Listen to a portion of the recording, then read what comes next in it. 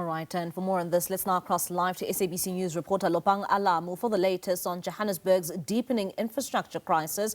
The prolonged water outages continue to affect large parts of the city, with Midrand and Ivory Park among the hardest hit. A technical fault at the Palmiet Pumping Station has left some residents without water for up to 5 days, while refurbishment work at the Brixton line tower has added further strain. The City of Johannesburg says it is responding by constructing 5 new reservoirs in the Midrand area, but questions remain about when relief will reach the affected communities. Let's now take you to Melville, and this is where we have our SABC News reporter Lopang Alamu for the latest. Now, Lopang, you have been crisscrossing the parts of the Johannesburg region, and much earlier on you spent a lot of your time with the residents of Midrand. Now you find yourself in Melville, another water outage there. What are the residents there saying about this issue of this water crisis?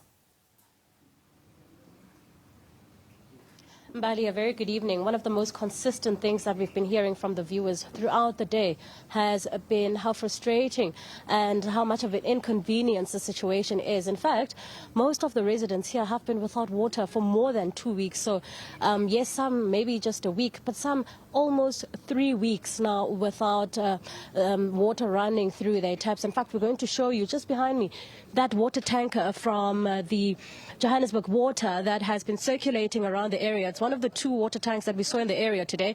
A little bit better for these residents as they get some reprieve, seeing as how they've been so affected by the outages. In fact, the gentleman here, this is now his second time coming to the water tanker. Now, that's because they need water for multiple things, to bath, water to cook, water for hygienic purposes, water to flush their toilets. In fact, where we're standing is not too far from one of the busiest streets in Melville. Businesses also being highly affected. I don't know if the gentleman will speak to us here, but perhaps he can share some word. Hello, Papa.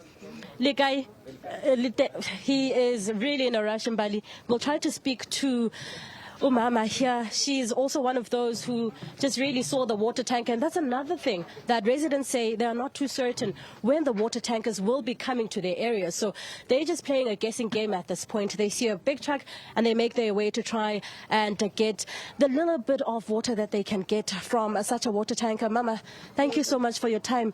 Wunzima, la Melville, it's almost 2 weeks now. Talk to us about some of the frustrations you've been facing this week. Sure. Kunzima kakhulu futhi amanzi awekho, asikwazi ukusebenzisa ama toilet, asikwazi uwasha, asikwazi ukwenza next right now. And sesisithi isikhathi amanzi angekho, and lama water tank afika ngemva kwamalanga selokho yagcina I think 2 weeks back, 2 days back. Well, there you have it, Mbali, one of the residents here who says that these water tankers are also not really consistent for the amount of people who stay in this area.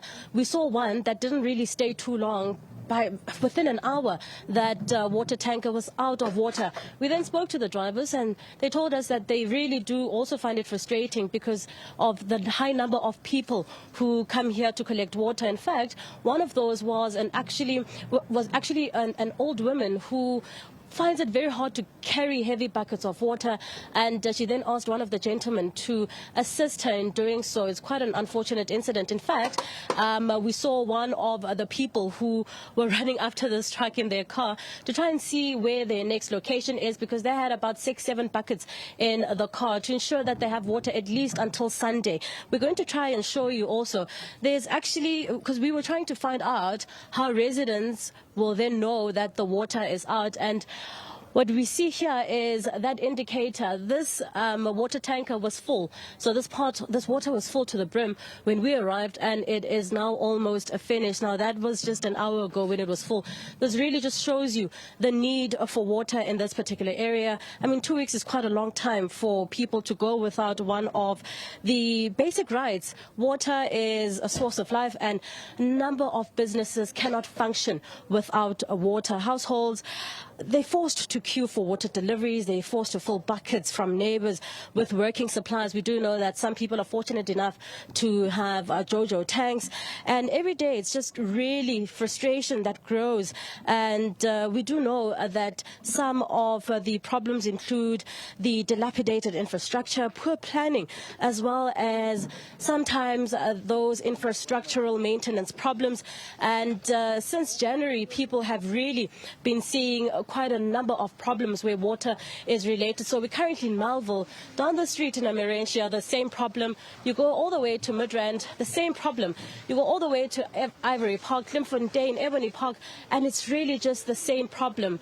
People are without water. Schooling is also interrupted. One of the many things that we've seen throughout the entire week where children were forced to stay home. Now, parents would then also need to stay home because there are no water at workplaces, there's no water in school. So we will then try and keep an eye out on this particular story as it develops, but we're not yet certain when these residents will be having water running through their taps. Bali, I think we'll leave it here for now as we allow these residents to continue collecting their water. It's back to you in studio. All right, Lopang, thank you so much for that update. That's SABC News reporter there, Lopang Alamu. She is in Melville this evening, and she's continuing to track the issue around water shortages and water outages. And as you heard there, she says it's a number of areas that have still been left without water. And if you want to have your say on the show tonight, you can call us on our number. That's 011-714-0677 or 011-714-0678 or 011-714-0679. We'll gladly take your call here on the show.